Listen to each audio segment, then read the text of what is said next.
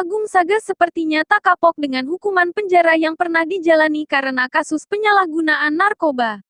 Baru 5 bulan bebas, pria bernama asli Agung Saudaga kembali ditangkap polisi dengan kasus yang sama pada tanggal 27 Maret tahun 2021 di apartemen Kalibata City, Jakarta Selatan. Dijelaskan bintang film Jembatan Pensil, ia kembali mengonsumsi narkoba sejak sebulan lalu. Pengaruh lingkungan menjadi faktor utama ia kembali menikmati barang haram tersebut. Baru sebulan, kembali konsumsi narkoba, ucap mantan kekasih Anggita Sari, saat rilis penangkapannya di Polres Metro Jakarta Pusat, Rabu, tanggal 31 Maret tahun 2021. Menyesal, Agung Saga mengaku menyesal dengan perbuatannya ini. Ia sadar telah mencoreng nama baik keluarga dan meminta maaf atas kejadian ini.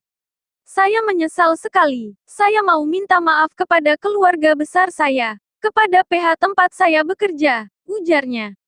Ingin sembuh begitu yang diungkapkan oleh Agung Saga terkait masalah ini.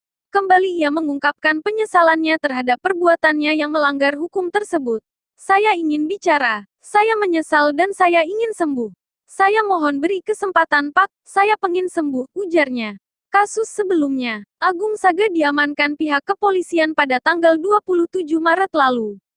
Selain Agung, polisi juga mengamankan 2 rekannya berinisial RR dan RS.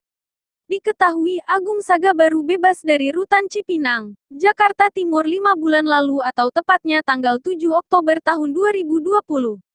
Pria kelahiran Sukabumi, tanggal 9 September tahun 1988 ditangkap dan dinyatakan bersalah atas penyalahgunaan barang haram tersebut.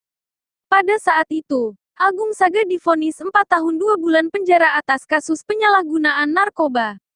Namun hukumannya diringankan menjadi 1 tahun 6 bulan setelah kuasa hukumnya mengajukan kasasi ke Mahkamah Agung dan dikabulkan.